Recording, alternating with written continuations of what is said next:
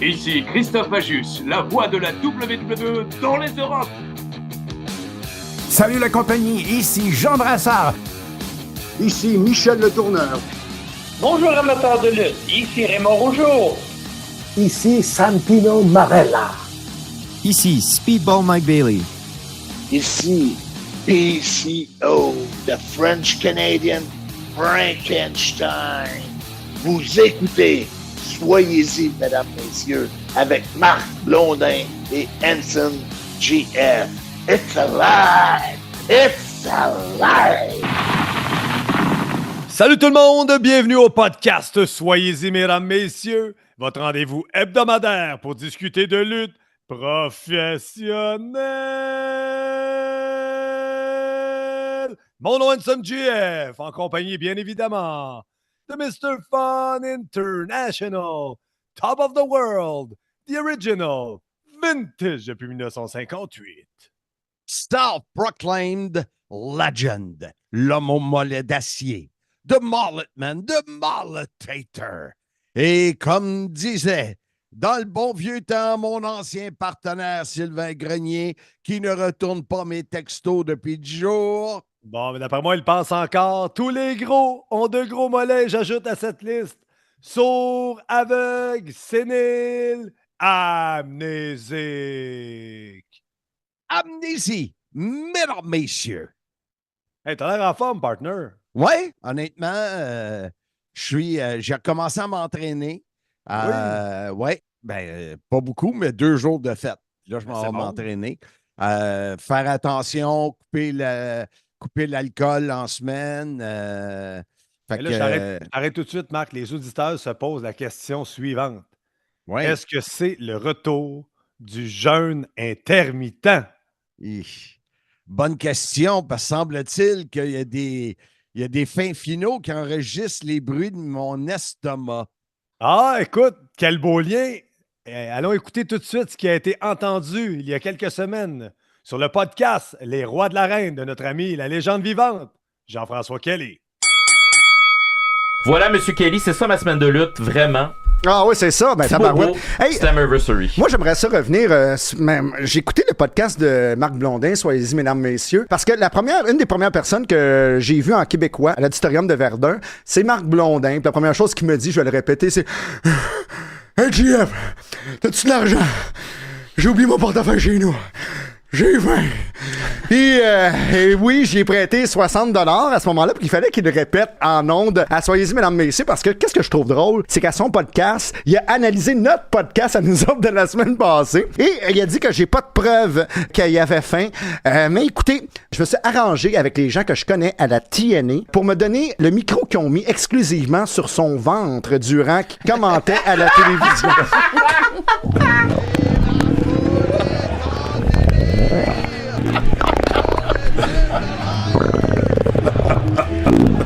Qu'est-ce qui se passe?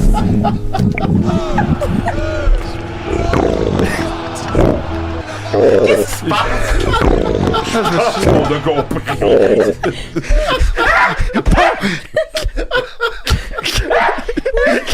Tu peux pas te fourrer. Hey, Loulou, tu t'es réveillé pour ça. Moi, je peux rappeler que tu t'es réveillé pour ça. Je vais entendre le pay-per-view complet. Quand Marc Blondin m'a dit qu'il avait pas faim, ben c'est une belle preuve qu'il avait faim. Donc on entend tous ces sons-là provenant de son estomac durant le pay-per-view. Pauvre Handsome GF juste à côté de lui. Donc, que j'ai regardé en français, soit dit en passant, cette semaine. C'est pour ça d'ailleurs que j'ai fait pas un montage, mais que j'ai utilisé le bruit, le vrai feed. Tu sais, Handsome, ça me fait rire un peu que Kelly fasse sa langue sale. Il n'est pas dans ma ligue. Puis en plus, pour un gars que son poids fait ça, que quand tu l'engages, tu lui demandes de venir travailler comme annonceur de ring à Simmania, il dit « Faut que tu me loues un tuxedo. » Je dis « Pourquoi il faut que je te loue un tuxedo? » Parce qu'il dit « Je ne sais pas quel poids m'avoir, puis mes habits ne me feront peut-être pas. » Puis en plus, ce gars-là, qui s'est fait aller la gueule que j'avais demandé de me prêter 60$, il n'a jamais dit, c'est vrai, mais il n'a jamais dit que j'avais donné 1$ pour les intérêts, qui était content de l'accepter. L'autre affaire, comment il est tellement cheap, c'est qu'il m'avait invité l'année passée à fumer un cigare dans le parc devant chez lui. Il me sort un cigare It's a Boy. Wow, il fait qu'il reste cigares, tu sais, les cigares cheap qu'on achète quand on a un bébé. Oui, mais il n'y a pas de gaspillage avec Jean-François Kelly, c'est ça. C'est sûr, 2 piastres US le cigare. Moi, j'en donne, ça vaut 15-20 piastres. Et en plus, comment tu traites ça à un gars qui part de Montréal, qui s'en va au Lac-Georges, qui revient la même journée juste pour aller manger 2 fois au buffet. Golden Corral. Le Golden Corral. Il dit, j'ai commencé avec une assiette santé, mac and cheese et poulet frit. C'était son... Fait que, tu sais, Kelly, avant de bâcher pour faire ta langue sale, je ferai attention. Je me garderai une petite gêne. Hey, bouge pas, on l'a sur la ligne, Jean-François. Ah non, c'est pas vrai, Marc. Mais j'ai hâte d'entendre sa réplique. Ben, il fait rire tout le monde dans son studio, toute sa petite gang, là. Ben oui, Marc. Boy. Marc, la vérité, c'est choquant. Ben, tu le sais, qui a plus faim entre toi et moi quand on fait un show de TNA? Oui, mais quand on regarde un ou l'autre, qui a l'air d'avoir plus faim? C'est ça que le monde se dise. Oui, mais c'est pas le fait que j'aie moins faim que toi, c'est parce que j'ai des réserves. Ah, ouais, t'en as pas mal, effectivement. Mais là, tu vas les perdre, toutes tes réserves, parce que là, t'étais retour à l'entraînement. Ça, je suis content d'entendre ça, partner. Fier de toi. Ouais. Moi aussi, je suis content. J'ai le goût de le faire. Puis, écoute, les dernières semaines, côté santé, ça allait pas bien. De la misère à dormir, des maux de tête, des siestes l'après-midi. Remarque que je n'ai fait une hier. Fait ça, que ma femme, elle me dit ça, c'est l'âge. Mais là, c'est pas normal qu'en 2 mois, j'ai vieilli de 20 ans. Là. Fait qu'il faut que je me remette à l'entraînement. Mais ta femme, ton épouse, on la salue, elle est sûrement à l'écoute. Oui, puis j'ai bien marié. Hey, en plus, hier, elle check ses affaires. Elle reçoit 100 piastres de plus par mois. Mon Dieu, son fonds de retraite. Mon Dieu, c'est le bonhomme qui va ramasser ça. C'est une bonne gamique, ton affaire, Marc. 100 piastres par mois, ça veut dire à peu près 50 cigares pour Kelly. Incroyable, hein? Mais j'allais dire 100 piastres par mois, ça va pouvoir nous aider à financer nos prochains voyages TNA. Ouais, c'est un autre sujet. Oui. Écoute, il y a eu une autre mort tragique d'un lutteur cette semaine, Kevin Sullivan, qui est un être spécial avec une voix spéciale. Je l'ai entendu souvent dans les podcasts d'Eric Bischoff. Et c'est pas le thème de l'émission de cette semaine, l'émission 178 en passant, mais Bertrand Hébert, on va l'avoir 2 fois comme invité. Il a déjà enregistré pour le thème de cette semaine et il reviendra à la fin de l'épisode pour nous parler du Taskmaster. Toi, tu connu Kevin Sullivan, Marc? Oui, je l'ai connu à la WCW. Oui. À l'époque du Dungeon of Doom, quand il y avait sa faction qui s'attaquait à Hulk Hogan, Hulkamania. Moi, c'est quand j'ai connu WCW. Puis il avait rapatrié Earthquake, qui était devenu Shark. Tu avais le Zodiac, qui était l'ancien Brutus Barber Beefcake. Le Giant, celui qui est devenu le Big Show, était dans Dungeon of Doom. Et ceux qui sont des tripeux de thèmes de lutte comme moi, allaient entendre la chanson thème du Dungeon of Doom. Moi, je tripais à ce moment-là. Je trippe encore ces musiques de lutte. On a déjà fait un podcast là-dessus, mais moi, Kevin Sullivan, c'est Dungeon of Doom, sa rivalité contre Chris Benoit. Allez voir ça parce que lui, il sortait avec Woman. Puis dans les histoires, lui, il était booker. Il avait booké sa femme de manager Chris Benoit. Puis elle l'a laissé pour Chris Benoit. En tout cas, Kevin Sullivan, c'était le booker, c'était un lutteur, c'était toute une tête de lutte. J'ai hâte d'entendre l'entrevue que tu as réalisée avec Bertrand en fin d'émission. Oui, fait qu'on va écouter ça.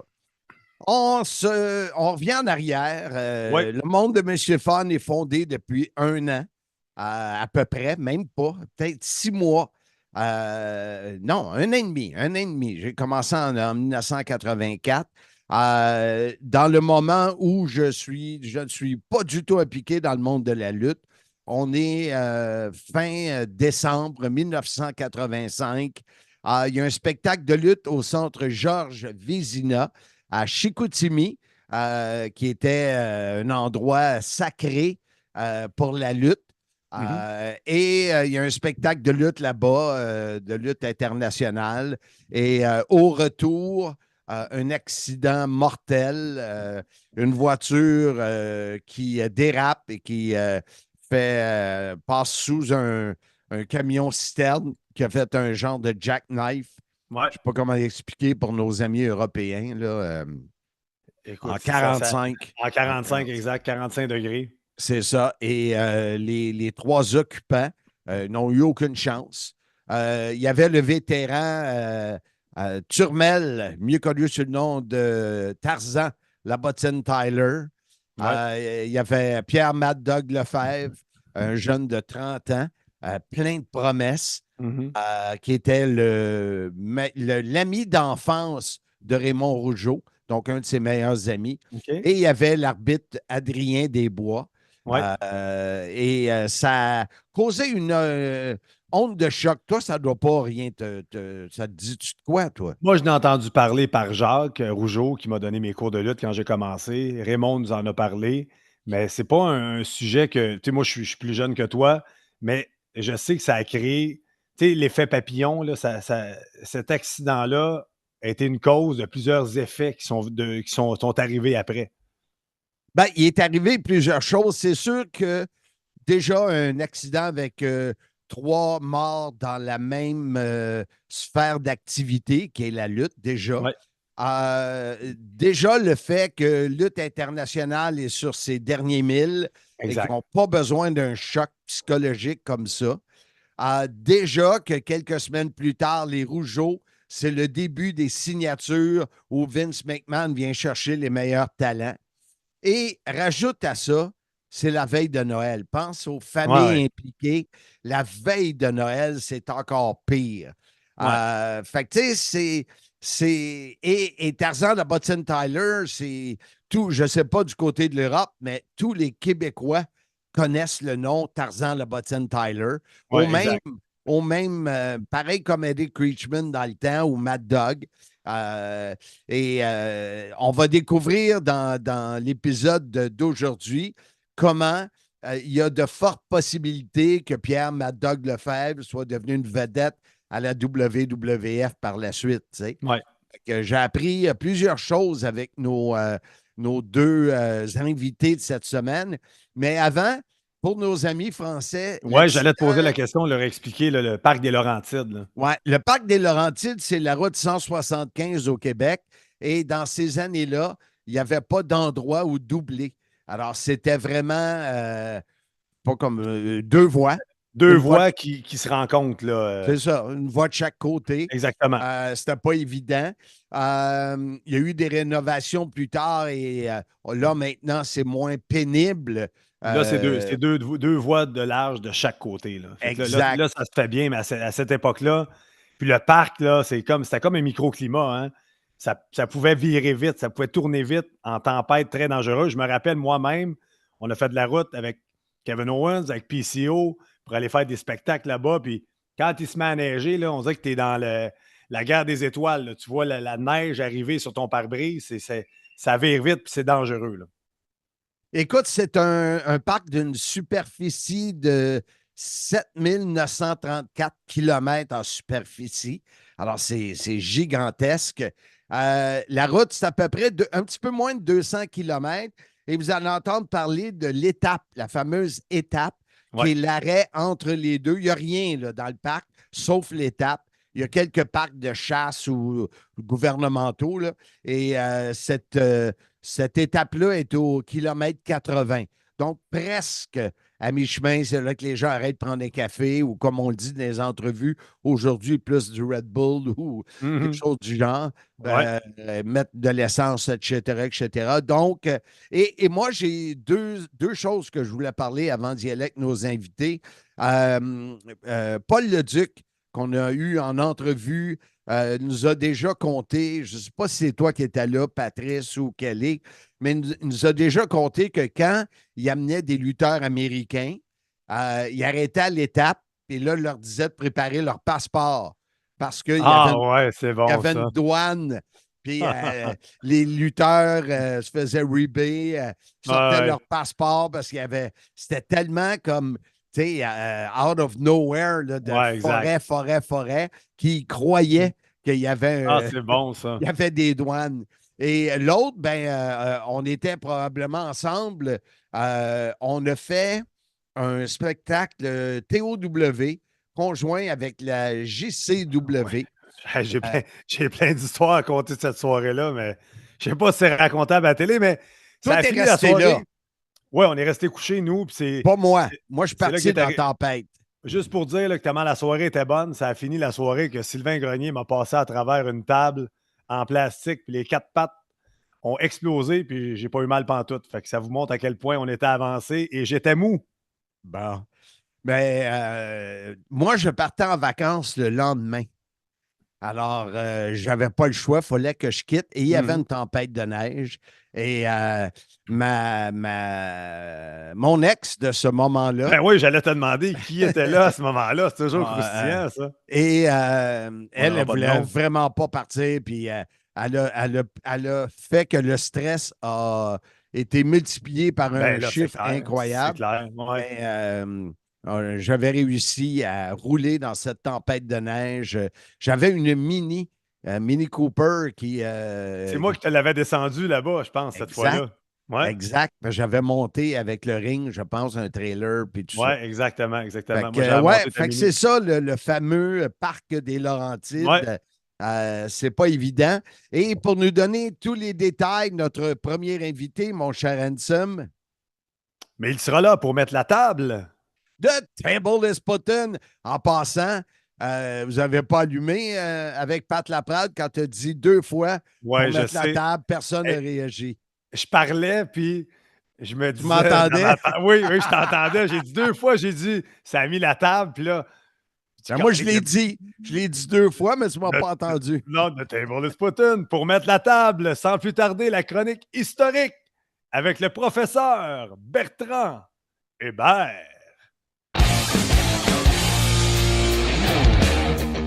Mesdames, messieurs, nous sommes très heureux de recevoir encore une fois aujourd'hui sur le CIM. Soyez-y, mesdames, messieurs, nul autre que notre professeur Bertrand Hébert. Comment ça va, M. Burt? Ça va très bien, ça va très bien. La main est réparée. La remise à neuf est complétée. Et en plus, à quelques jours de vacances, tu peux pas dire que tu es fatigué. Non, mais c'est des vraies vacances. Partir de la maison, c'est pas la même chose que d'être en vacances à la maison. On en est tous témoins, là, donc ça va être plaisant là, d'aller participer à la convention de lutte à Las Vegas, le Cauliflower Alley Club. Wow! Informez-vous, ceux que ça leur dit quelque chose, là, les oreilles en chou-fleur. Exactement. En tout cas, tu as parlé des invités qui seront là. Wow! Oui, non. Entre autres, Sting va être là et il va faire une heure d'autographe à prix réduit au profit du CSI. Donc, je vais quand même pouvoir profiter d'une occasion assez...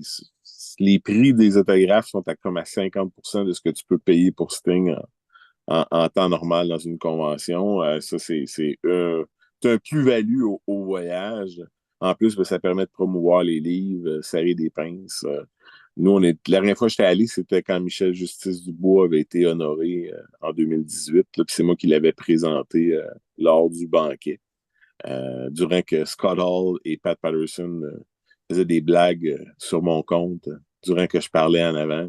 Donc, des choses qui ne s'inventent pas. Non. Puis juste voir ton sourire, là, c'est quelque chose qui va rester marqué. Hein? Écoute, quand tu te fais écler par Scott Hall, c'est quand même, c'est pas rien. Non, c'est pas rien. Bert, on va entrer dans le sujet de cette semaine. Il y a peut-être un mois ou 2, toi et moi, on discutait. La thématique était la lutte internationale.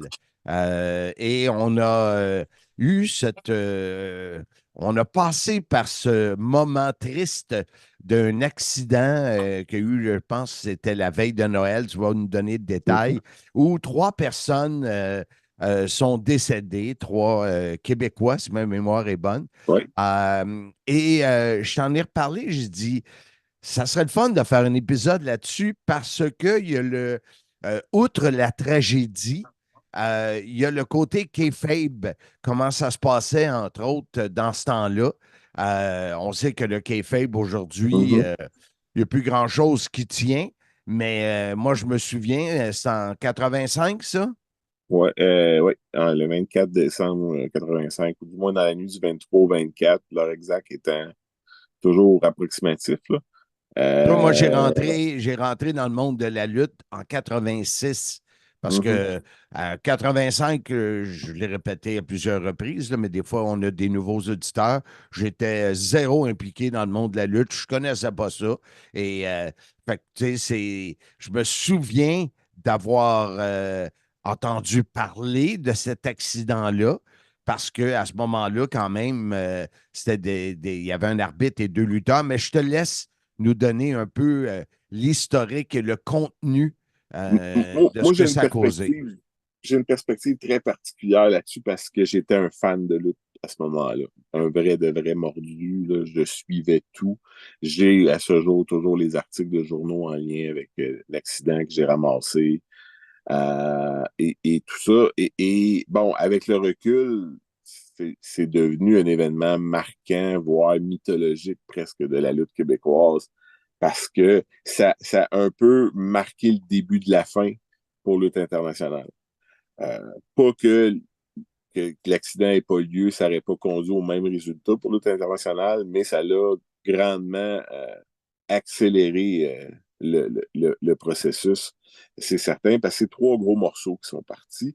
Il y avait Adrien Desbois qui était l'arbitre en chef, souvent s'il y avait 2 arbitres, c'est Adrien qui était là, puis qui était le numéro 1 des arbitres. Donc, c'était quelqu'un qu'on aimait détester en tant qu'amateur de lutte parce qu'il ne voyait jamais la bonne affaire, qui était un classique de cette époque-là. C'est quelque chose qui s'est perdu un peu, là, on tente de rendre les arbitres plus crédibles puis de ne pas mettre la chaleur, comme ils disent, sur les arbitres, quelque chose que Pat détestait, Pat Patterson. Mais à cette époque-là, moi, j'ai des souvenirs de crier à Adrien Desbois que c'était un vendu, veux-tu mes lunettes, etc. Ça faisait partie du pittoresque spectacle de regarder les amateurs de lutte réagir à l'action. Donc, il était un rouage important à cette époque-là avec André Roy. Ensuite, il y avait le gérant, ancien lutteur, Tarzan Labottine Tyler. Je veux dire, ça, c'est la bottine, tout le monde, ou presque, va se souvenir d'avoir entendu parler de Tarzan Labottine Tyler, qui faisait un peu comme Iron Sheik, la fameuse je tape mon pied à terre, puis il y a un objet qui glisse dans le bout de mon pied, et là, soudainement, mon bout de pied est devenu comme une roche. Et ça fonctionne à chaque fois, ce qui est quand même surprenant. Et de son vrai nom, Camille Tourville, qui est un lutteur là, qui a lutté un peu partout à travers le monde, du Japon aux États-Unis, qui était champion par équipe de la WWF, entre autres. Et qui était devenu remplaçant égal. Il a un peu joué les 2 rôles là, quand il y a eu une période de temps où Eddie Creechman n'était pas là. C'est Tarzan Labottine Tyler qui est devenu gérant de tout le monde, entre autres gérant de King Tonga et gérant de Pierre Lefebvre, de French Martin. Il avait passé à peu près tout le monde. Gérant même de Joe Leduc à un certain moment donné, quand Joe Leduc va devenir un méchant. Donc, c'était une grande gueule. Et comme on le sait, à la lutte, c'est quand même vendeur d'avoir quelqu'un comme ça. Puis c'est probablement quelqu'un qui n'aurait pas eu d'offre pour la WWE. On peut penser. Donc, il faut rappeler aux gens qu'on est à l'aube de plusieurs transferts à travers l'Amérique où Vince s'en va piger un peu partout, dont le Québec. Oui, on va y arriver d'ailleurs, parce que ça va commencer dès janvier de 86 pour lutte internationale. Ensuite, on a, selon moi, ce qui était la plus grande perte en termes de talent pour le Québec. Puis c'est quelqu'un qui sûrement aurait eu une carrière internationale puis qu'on aurait vu à la WWE à un certain moment. Pierre Mad Dog Lefebvre, donc le deuxième Mad Dog. Donc, pour les gens qui se demandent pourquoi notre livre en anglais s'appelait Mad Dogs avec un S, c'est qu'il y en a eu beaucoup des Mad Dogs, mais après Mad Dog Vachon, les gens se souviendront de Pierre Mad Dog Lefebvre, qui était un ami d'enfance de Raymond Rougeau, entraîné par la famille et qui, comme toute bonne histoire de lutte, va devenir le pire ennemi de Raymond Rougeau dans la lutte. Et pourtant, les deux étaient des grands amis, allaient à la chasse ensemble. Donc, c'est quelqu'un qui a fait équipe au Québec, les gens s'en souviendront peut-être, avec Pat Patterson, qui était une équipe incroyable. Ils ont fait des main events ensemble contre les frères Rougeau au Forum. C'était tout un lutteur et c'est quelqu'un qui avait beaucoup de gueule. Il avait un look bien particulier, là, donc le fameux Mad Dog là, avec du poil, puis moi, la première chose que je me souviens de ma vie dans la lutte, c'est une entrevue de Pierre Mad Dog Lefebvre. Veux-tu refaire encore, s'il te plaît? Non, hein? Refais-le. Ah, OK. C'est l'image vaut 1000 mots. Ouais, non, j'en doute pas. Bonne chance aux Don Juan des pauvres. Sur ce. Premièrement, excuse, Bert. Hein? Je m'excuse, là, mais j'en viens pas que tu le sais pas. C'est le Casanova des pauvres. Ce que tu dis n'a aucun sens. Oui, non, je le sais. Bon. Je sais, Marc, mais je suis pas capable de faire autrement. OK, je te coupe, vas-y. Ben, c'est ça. Sur ce, Pierre Lefebvre, c'est sûrement quelqu'un qui, dans le pire des scénarios, serait devenu probablement un lutteur principal ou main event en 86, après le départ des Rougeaux en janvier 86. Dino Bravo, Ricky Martel, Tom Zink qui vont suivre dans le courant de l'année. Si lui ne part pas, parce que là, ça, c'est le point d'interrogation. C'est sûr, Pat Patterson, il sait exactement c'est qui Pierre Mad Dog Lefebvre, puis il sait exactement quoi faire avec lui si jamais il décide. Et Pierre a 30 ans, une trentaine d'années à ce moment-là. Il est pas trop vieux, au contraire. Il est un petit lutteur, pas en grandeur, mais en équipe, c'est certainement... on sait d'ailleurs que Frenchy Martin va être engagé par la WWE ou WWF de l'époque. Frenchy Martin et Pierre Lefebvre, c'était la dernière gimmick en équipe au Québec ensemble. Les 6 assassins du ring qui avaient sorti Gino Brito de la lutte, faire sortir Tony Parisi sur une civière. Donc, il avait construit une espèce de personnage autour d'eux. Peut-être qu'en équipe, il aurait été une coche en haut des conquistadors dans l'échiquier, peut-être, parce que c'est sûr que Pat les aurait aimés et aurait apprécié. Ce qu'on ne sait pas aujourd'hui vraiment, c'est jusqu'à quel point le Pierre aurait pu s'exprimer en anglais. Mais c'était, sans nul doute, des 3 joueurs clés. Pas nécessairement appelés à partir sur le champ non plus en 86.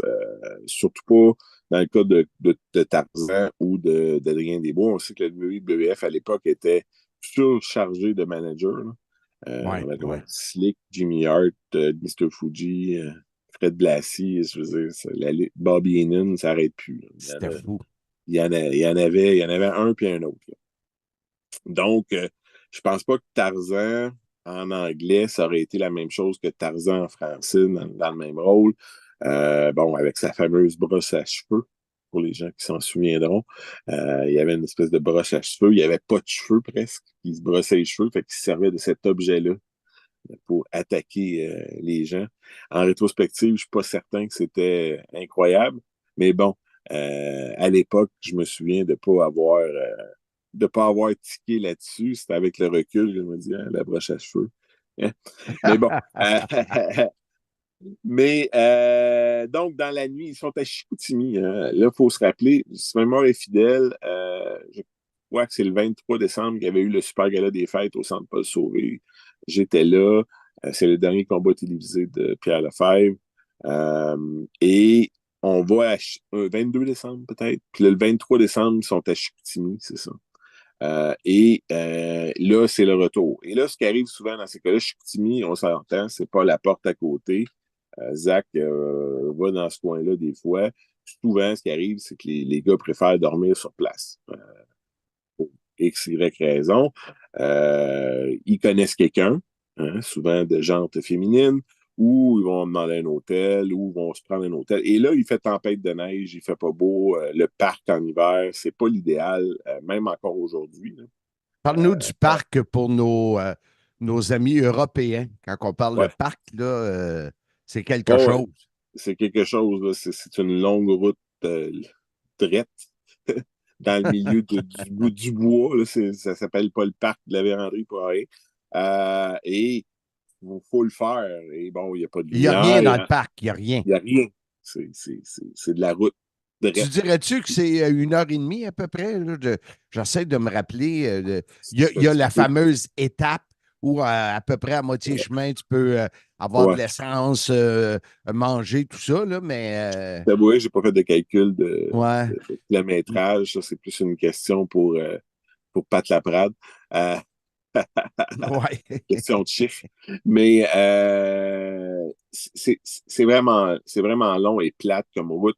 Et en hiver, quand c'est glacé, que c'est enneigé, ça pardonne pas. Selon toute vraisemblance, il y a eu dérapage. Puis une fois que le dérapage a eu lieu, il y a eu collision avec un camion citerne. Et on peut le voir sur les photos dans les journaux de l'époque. Le toit est rasé là, au bord des fenêtres. Là. Ça pardonne pas. Là. Il y a pas. Quand tu te fais ramasser comme ça en auto puis que toute à partir de la base de l'auto jusqu'en haut du pare-brise, tout ça est parti. C'est difficile qu'il y ait des survivants ou des gens qui vont seulement être blessés dans l'accident. Donc, les 3 hommes vont perdre la vie à ce moment-là. Et c'est pas que c'est toujours difficile la route pour les lutteurs. Mais en rétrospective, si on regarde depuis 85, il y a Adrian Adonis qui a perdu la vie dans un accident de la route comme ça, mais il n'y a pas d'accident de la route sur une base régulière, malgré le nombre de kilométrages incroyables que les gars font. Exact. Moi, quand on était avec la NCW à l'époque, c'était toujours quelque chose, quand on s'est mis à faire un peu de route à travers le Québec, tu sais, t'as 20-30 personnes qui prennent des voitures pour faire des allers-retours. On vient souvent tard la nuit. Tu te demandes toujours, tout le monde va être correct, tout va être en ordre. Puis quand il y a des conditions météo comme ça, ben c'est toujours un petit peu plus épeurant. Et là, bon, selon toute vraisemblance, les 3 voulaient absolument revenir à Montréal le soir même. Personne ne voulait dormir là. Pierre Lefebvre avait des jeunes enfants, avait une famille. Donc, par contre, ce qui est exceptionnel, c'est qu'il était 3 dans l'auto et non pas 4. Parce qu'habituellement, les lutteurs vont s'assurer d'avoir une auto pleine pour voyager afin de minimiser les coûts. Hein. Et j'imagine aussi de changer de conducteur à un moment donné. Également, selon la distance, effectivement. Mais là, ce qui est intéressant, c'est qu'avec le temps, c'est devenu un peu mythologique ou légende à l'intérieur des cercles de la lutte. Qui était pour être la 4e personne? Hein? Je pense que si, à un moment dans leur vie, quelqu'un a voyagé avec Adrien, Tarzan et Pierre Lefebvre, à un moment donné, tout le monde a une histoire que ça aurait dû être eux autres le 4e. OK. Donc, je pense que c'est plus une question de ça aurait pu être moi si j'avais été là ou si ça Frenchy Martin avait décidé, par exemple, de rester à Chicoutimi. Donc, pour revenir le lendemain seulement. On a Serge Audouin qui raconte une histoire aussi que ça aurait dû être lui. Joe Leduc a raconté la même histoire. Le bourreau Neil Gay aussi. Et même Nujiko a une histoire que ça aurait pu être. Donc, c'est pas...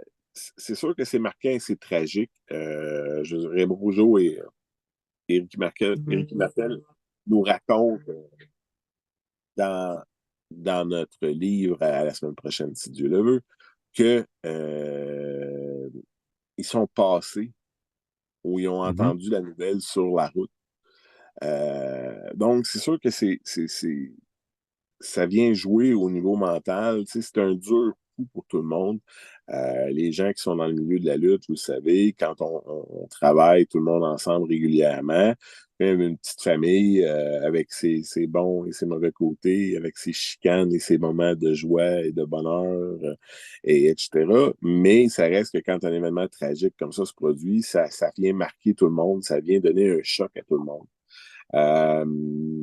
Puis, tu sais, je pense, pas, dès le 26 décembre, la route reprenait pour tout le monde parce qu'il y avait un gala en Ontario.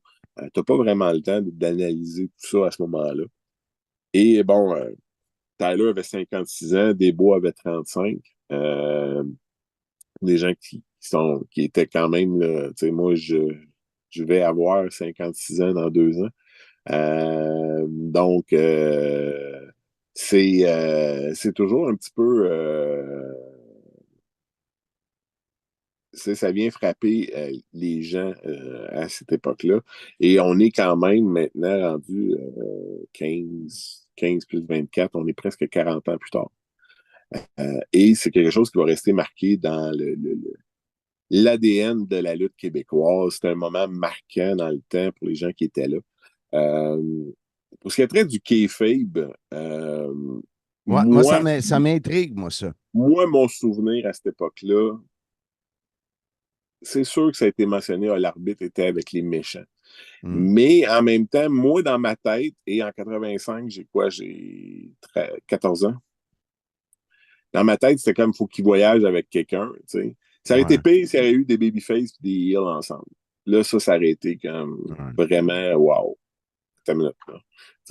Mais moi, dans ma tête, à 13 ans, il fallait que l'arbitre voyage avec soit les babyface, soit les heels. Parce que, dans ma tête, c'était pas nécessaire qu'ils voyagent tout seuls, les arbitres.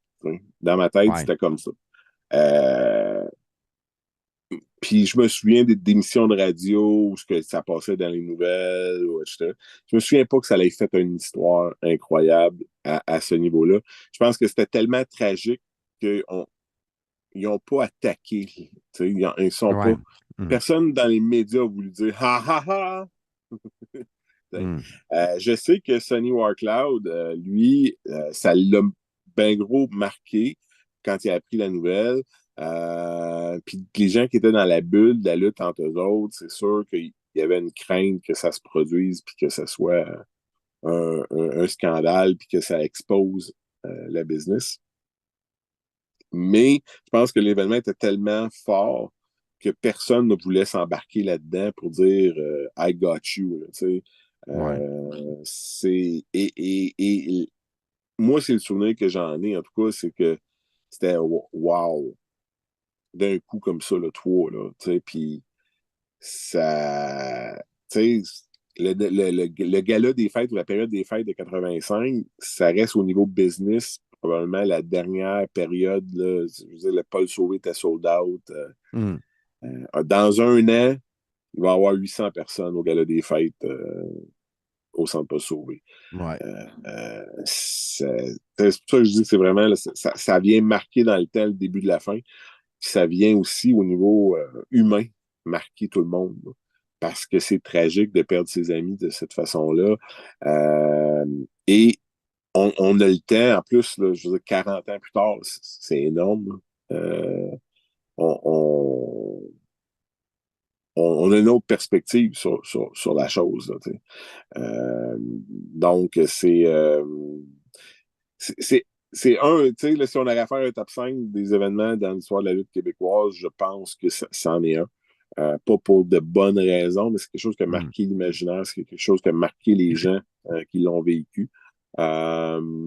Puis, en plus, au point de vue historique, au point de vue affaires, ben, la lutte au Québec, force est d'avouer qu'elle ne s'est jamais remise de ce point-là dans le temps. Elle n'est jamais revenue à ce niveau-là. Moi, je voulais te demander parce que je me souviens, quand j'ai commencé, j'avais le plaisir ou l'opportunité de prendre la voiture que je voulais en location.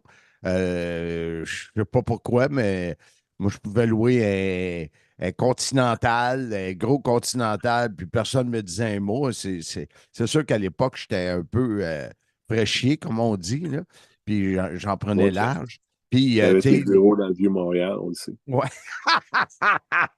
Je vous l'étudie. Et Jacques et Raymond souvent voyageaient avec moi parce que j'avais une grosse voiture, il n'y avait pas à payer.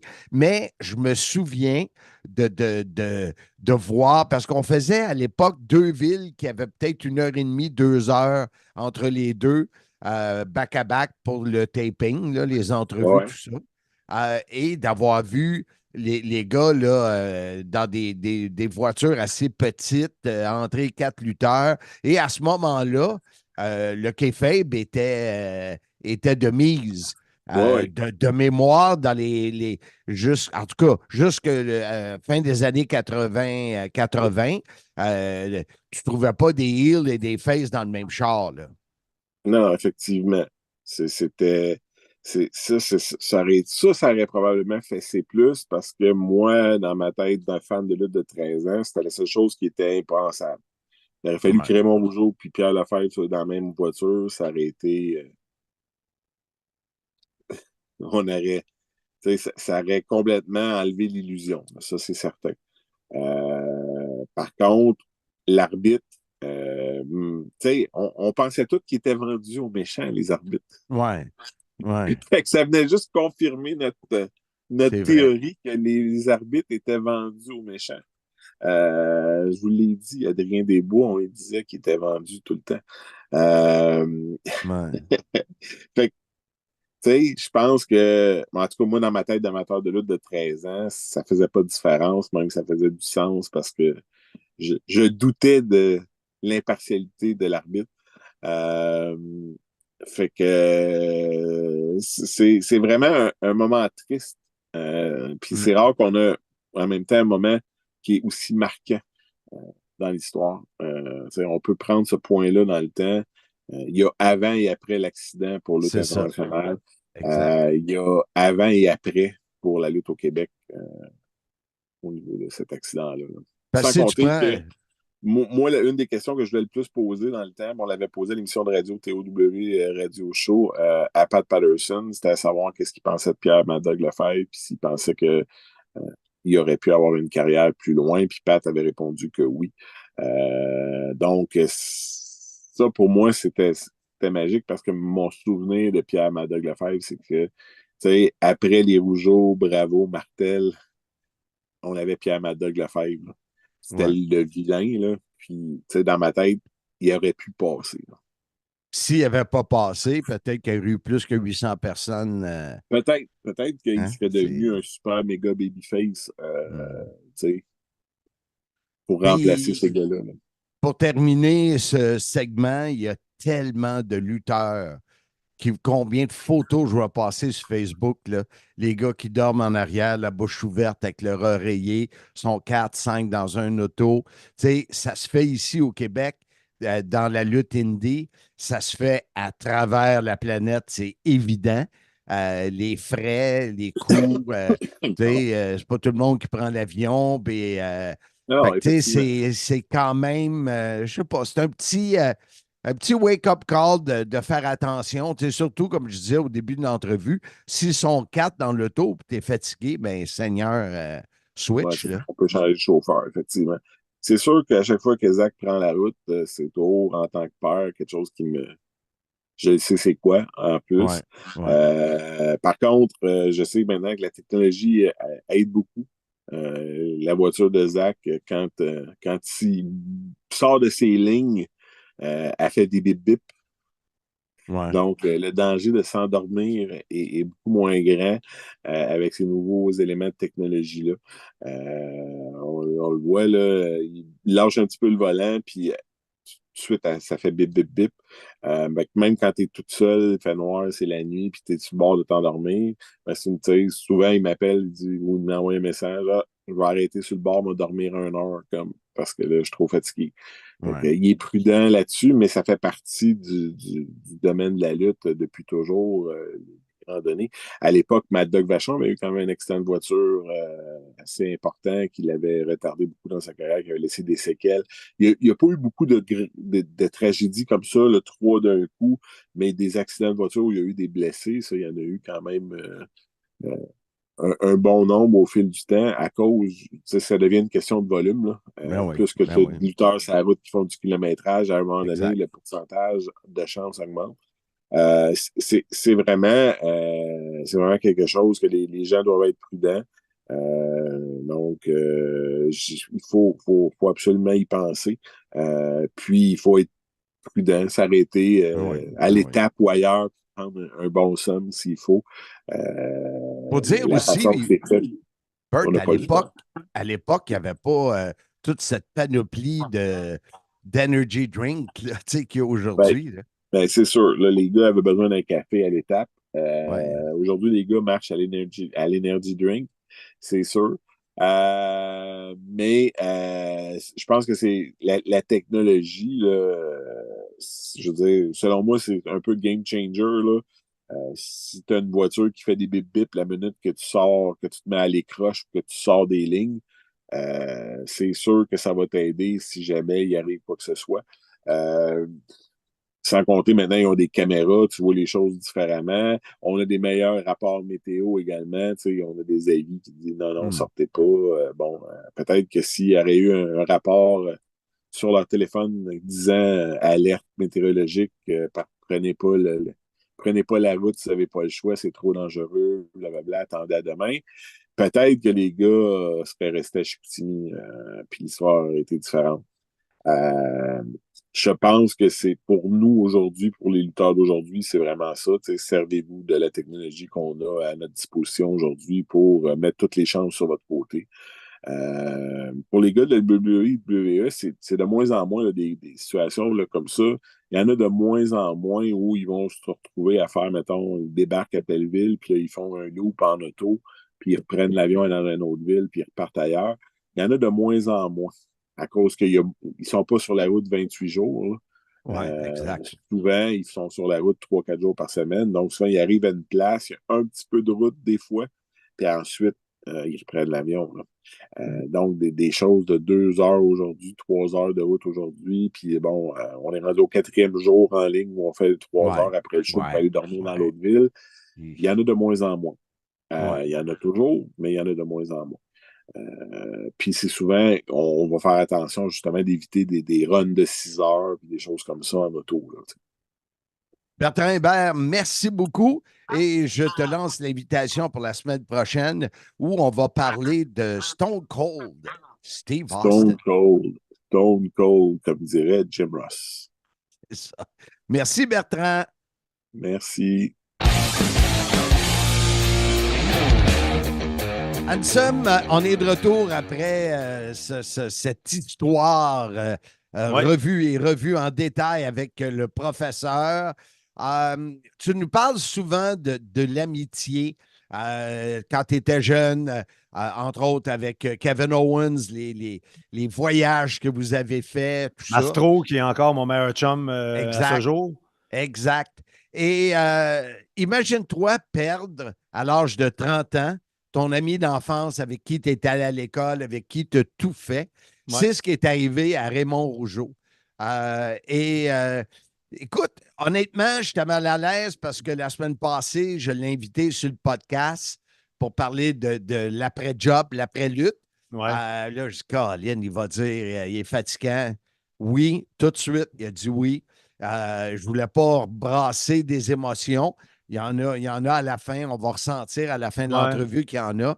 Mais je voulais aussi parler du côté kayfabe parce que, tu sais, il y a un arbitre avec 2 lutteurs. Heureusement, c'était 2 heels. Oui, mais comme Bertrand dit, à cette époque-là, on détestait les arbitres parce qu'ils ne voyaient jamais le bon tag. Exactement. Puis là, en plus, qu'ils soient avec 2 heels, ça... C'est ça. Et alors, on a parlé aussi de ça, là, et l'histoire incroyable que quand que Pierre Mad Dog Lefebvre est devenu heel, ils ont arrêté de se voir. Ah oui, parce qu'ils voulaient protéger la le business. C'est fou, hein? Mais tu sais, aujourd'hui, on est rendu complètement de l'autre côté du spectre, qui est peut-être un peu trop. On en voit un peu trop, on en sait un peu trop, mais à ce moment-là, c'était des vases clos, c'était caché. Écoute, bien hâte d'entendre l'entrevue que tu as réalisée avec Raymond. On est chanceux de l'avoir sur le podcast parce que d'avoir une si belle ouverture avec un moment si tragique dans sa vie. Alors, sans plus tarder, l'entrevue incroyable que tu as réalisée avec la légende de la lutte, Raymond Rougeau. On est toujours très content de l'avoir avec nous, Raymond Rougeau, gentilhomme, une personne généreuse, et je peux en mettre parce qu'à chaque fois que je lui demande, il accepte. Et là, c'est 2 semaines en ligne en plus, c'est incroyable. Et on voit que ça n'a pas été fait la même journée parce qu'il n'y a pas la même chemise que la semaine passée. Exactement. Et ça, vérifiez ça quand je fais des entrevues avec Bertrand Hébert. Son chandail Seinfeld, c'est parce qu'on en fait 2, 3 la même journée. Ah oui, OK. Fake, Bon, le chat est sorti du sac. Exact.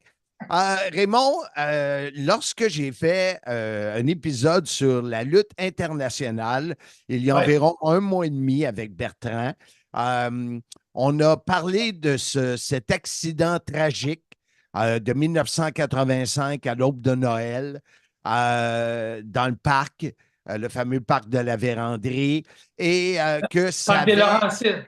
Parc des Laurentides, excuse, c'est vrai, Parc des Laurentides, et où ça avait comme été peut-être pas la fin de la lutte internationale, mais que ça avait miné le moral de tout le monde, et puis que ça arrivait à l'aube là, de Vince qui venait mettre ses tentacules partout.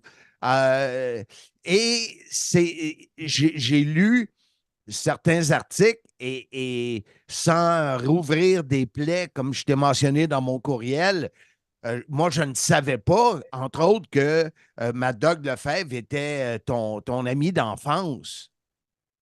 Oui, Pierre, on s'est connus, on avait 10 ans. On était au primaire ensemble. Et puis, on était devenus comme 2 frères, là, même plus jeunes. Pierre a resté chez nous pendant longtemps. T'sais, on restait pas loin, mais chez nous, on était tous les enfants ensemble. Écoute, on a fait notre enfance ensemble, la pêche ensemble, on s'est entraîné ensemble. C'est moi qui l'ai entraîné pour la lutte. C'est moi qui l'ai rentré dans la lutte. OK.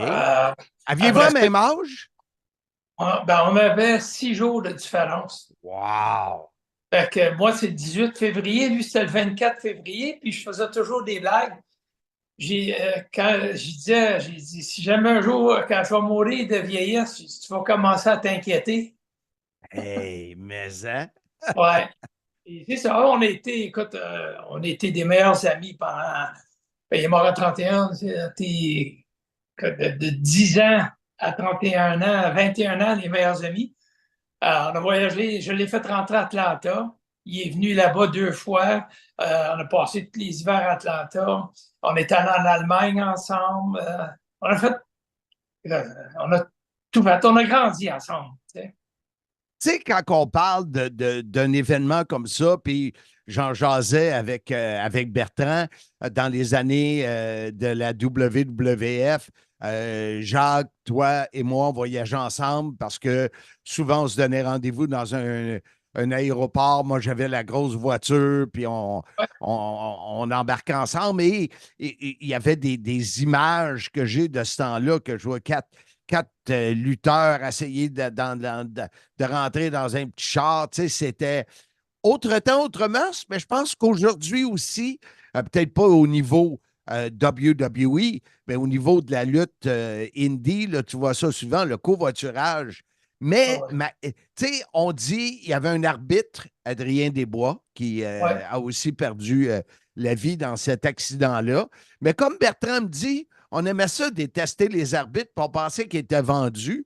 Fait que c'était pas trop kayfabe. Tu sais, ils n'ont pas été vers ça. C'est ça. Qu'un arbitre soit avec des lutteurs, c'est pas la fin du monde, mais il fallait pas qu'il y ait des babyface puis des méchants ensemble. Ça se faisait pas. En tout cas, techniquement, c'était pas supposé se faire. Mais que l'arbitre soit là, c'est vrai que ça a créé quelques commentaires, quelques réactions. Un arbitre qui voyageait avec les lutteurs, mais en fait, c'était pas la fin du monde. Là, ça arrivait fréquemment. Là. J'ai voyagé avec André Roy dans le temps, au même marché ça. C'était pas un drame en soi. Mais toi et Pierre, qui était ton meilleur ami ou un de tes meilleurs amis, vous alliez, tu parles Atlanta, tu parles, est-ce que vous L'Allemagne. êtes l'Allemagne? Est-ce que vous faisiez attention au kayfabe ou comme aujourd'hui, avec les réseaux sociaux, c'est tellement différent. Dans le temps, un autre pays, personne ne nous connaît. Comment tu vivais ça, le kayfabe, heel face? En fait, quand on était au Québec, Pierre et moi, on était tout le temps ensemble, mais du moment qu'il est devenu vilain, on a arrêté de se voir en dehors de la reine. En dehors je veux dire, on a arrêté de se voir, de socialiser. On se parlait au téléphone. Ben, et voyons puis, donc. une couple de fois, il est venu chez nous à Saint-Sulpice, mais il est arrivé, puis on a même caché sa voiture, puis il est rentré. On s'est parlé un peu, puis après ça, il est reparti, mais on ne socialisait plus à l'extérieur pendant qu'il était vilain.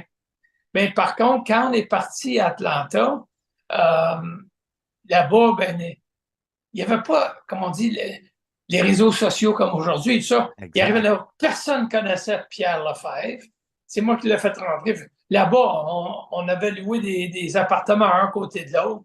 On jouait au tennis ensemble, on s'entraînait ensemble. Là, on se côtoyait, il n'y avait aucun problème. De toute façon, Atlanta, il était babyface, moi aussi. Fait que ça ne posait pas de problème. En Allemagne, mais là, on est en Allemagne. Tu sais, personne ne connaissait Pierre Lefebvre et personne. On restait à Garbsen, c'était au sud de Hanovre. On avait resté là. Personne ne nous connaissait. C'était en campagne. Fait qu'on s'entraînait ensemble, on était là. Fait qu'à l'extérieur du Québec, il n'y avait pas de problème. C'était juste au Québec. Et on protégeait, on respectait notre métier, on le protégeait. Fait que du moment qu'il est tourné vilain, on ne se fréquentait plus publiquement. On se parlait au téléphone, mais on se fréquentait plus.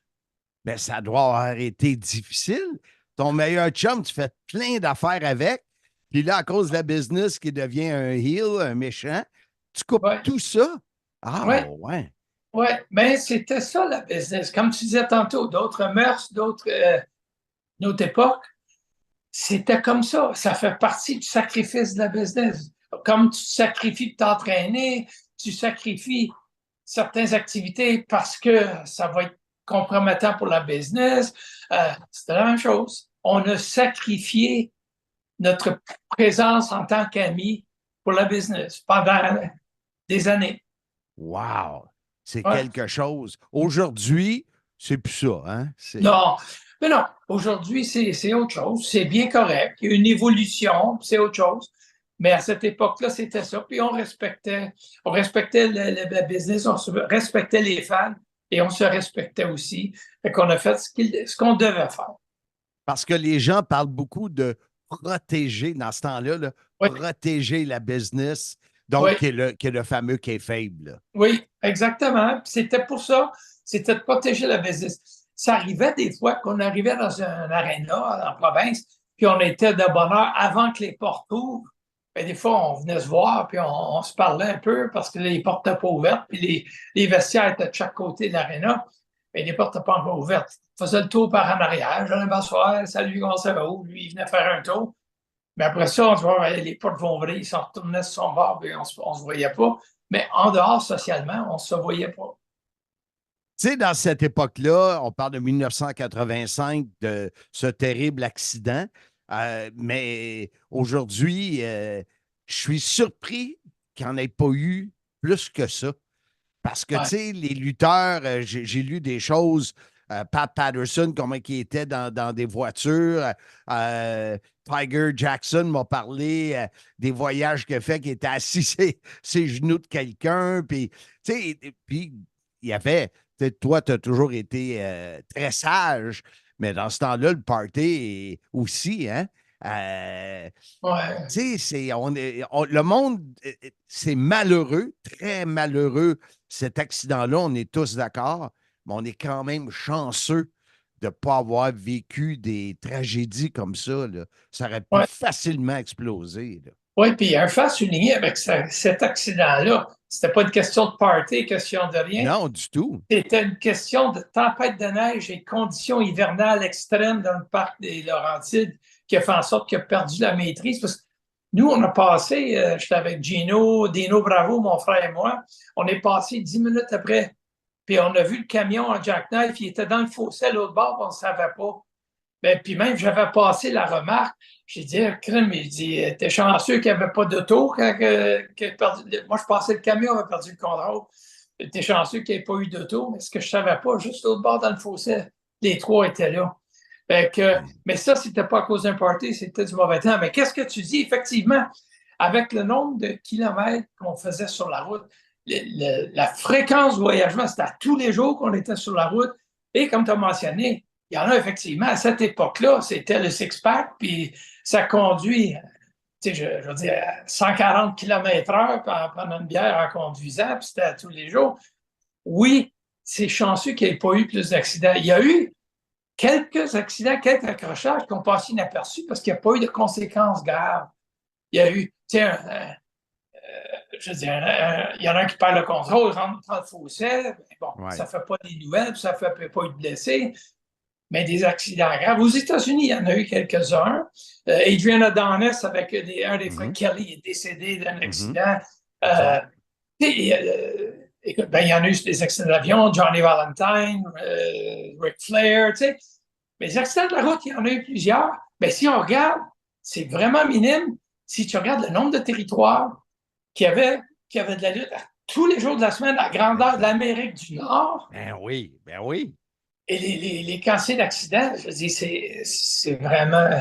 Il faut croire que oui, effectivement, il y a eu de la chance, de la grosse chance. Toi, le lendemain de ça, tu sais, toi, dans ton cheminement, tu es parti, oh Seigneur, je pense que c'était quelques semaines après. Si ma mémoire est bonne, tu as signé en janvier, il me semble que Bert m'a mentionné. Oui, j'ai été approché le 16 janvier. L'accident s'est arrivé la veille de Noël. C'est ça. 3 semaines plus tard, je suis allé rencontrer Vince, puis on s'est entendu, puis on s'en allait, là. Notre première tournée, c'était en février, qu'on est parti en Australie. Mais oui, effectivement, quelques semaines plus tard, j'étais rendu à WWF. Le soir d'accident, j'étais assis, on était à Chicoutimi. Oui. Et puis j'étais dans le vestiaire avec Pierre, puis on parlait, hey, ça serait le fun l'été prochain si on pouvait penser à quelque chose, faire un programme ensemble, puis on pourrait faire le tour de la province l'été prochain. On commençait à penser quelque chose pour l'été prochain. Moi, la WWF, c'était pas dans mes pensées ni dans mes projets. Puis Pourquoi? Pourquoi? J'avais pas plus d'intérêt qu'il faut. OK, c'est pas parce que tu y croyais pas, là. Tu étais bien. À la WWE? Ouais, tu y croyais pas ou... Pas que j'y croyais pas, c'était...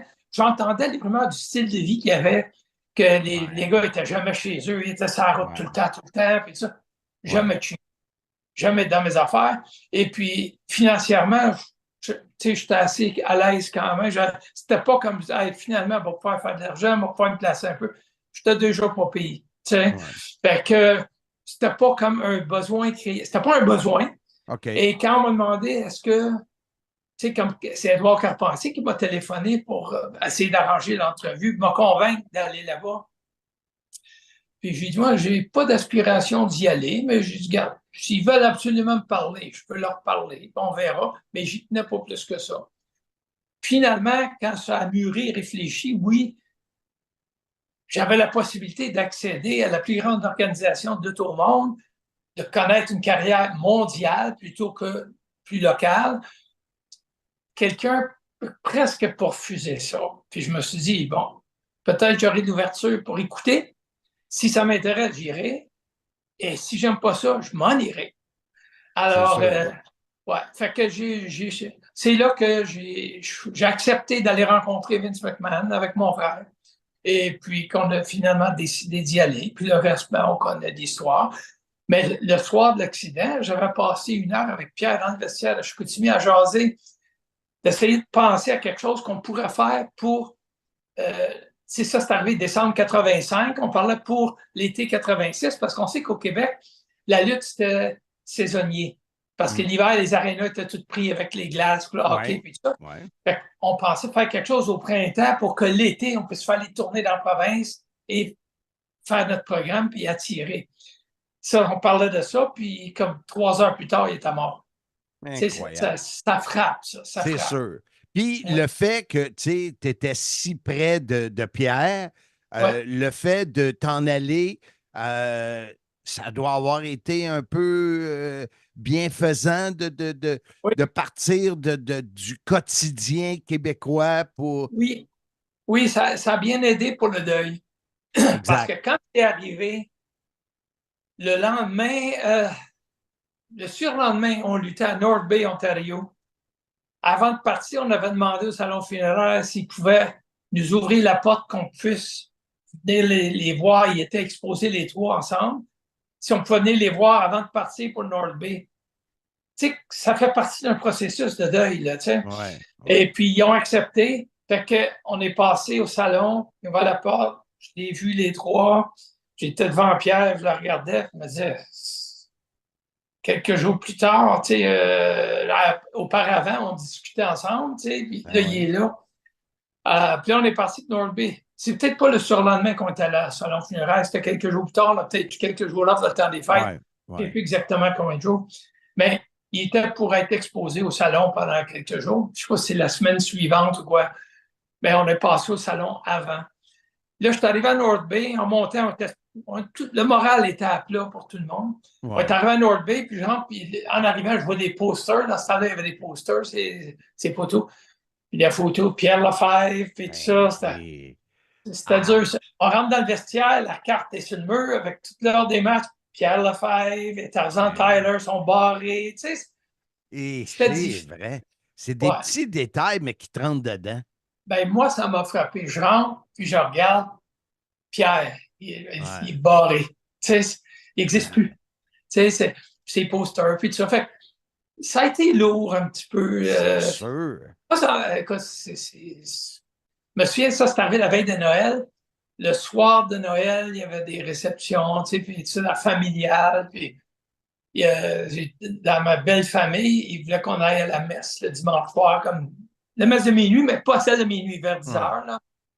On est allé. Puis là, tu sais, les chansons d'église, ça vient toujours de pogner un peu, la musique d'église. Là, tu es là, tu regardes l'église, puis je te dis, j'avais les larmes aux yeux. Je n'étais pas dans une ambiance festive. Là. Je venais de perdre mon meilleur ami, là, depuis 21 ans. Mon ami d'enfance, tu sais. C'est quelque chose. C'était pas cool. Chose certaine, ce qui est cool, c'est qu'on vieillit et qu'on a réussi à profiter de la vie et qu'on est des chanceux. Tout simplement. Hein? C'est pas affaire à tout le monde. On se dit des fois vieillir, on a nos petits bobos, nos affaires. Regarde, on a la chance pareil de vieillir. Et puis c'est comique parce que ça arrive des fois, je pense à Pierre. Et puis, je me disais, mettons, s'il revenait, parce qu'il est mort, il avait 30 ans, il n'avait pas encore 31 ans. Là. Quand il est décédé, il avait 30 ans, j'avais 30 ans, on avait 6 jours de différence. Je me disais, s'il revenait aujourd'hui, puis tu es assis devant moi, il me regarderait, il dirait, quand mais t'avais vieilli, tu sais, à 69 ans, tu sais. Ben, ça serait drôle, tu sais, de le revoir lui, puis de me revoir là, pour se regarder d'un côté de l'autre, tu sais. Ça ferait bizarre, parce que lui, ton processus de vie s'est terminé là. Moi, ça continue encore plus que le double, là. Il y avait 31, je pense que 69, ça fait 38 ans qu'il est... En décembre, ça fera 38 ans qu'il est décédé. On dirait tabarouette. C'est sûr. C'est... Ouais, c'est spécial. C'est spécial. Ouais. Raymond, vas-y. Non, mais c'est ça. C'est sûr que ça ramène des souvenirs, ça brasse des affaires. Je revois des images, des choses de notre jeunesse, des choses de la vie de jeune adulte, des voyages qu'on a fait, je regarde, puis ça brasse des petites affaires. C'est sûr. On n'oublie jamais. On peut... Patcher? Oui, on peut procéder dans le deuil, on peut avancer, mais on n'oublie pas. C'est ça. C'est toujours là. C'est toujours là. Écoute, encore une fois, Raymond, un gros merci. Je l'apprécie énormément. Je pense que ça amène tellement sur cet épisode qui a marqué le Québec juste avant le changement drastique du monde de la lutte. Fait que je l'apprécie. Je te dis un gros merci et je te promets que je te demande rien la semaine prochaine. Il n'y a pas de problème, Marc, ça me fait plaisir. Attention à toi, bonne journée. Pareillement. Bye-bye. On est de retour sur le podcast. Soyez-y, mesdames, messieurs, le sim numéro 178 déjà. Wow. Et la semaine passée, j'ai oublié de parler de ça. Vous avez la chance de gagner votre table VIP pour SimMania 7 qui aura lieu le 1er novembre prochain. Et dans 2 jours, on ouvre les Mystery Packs.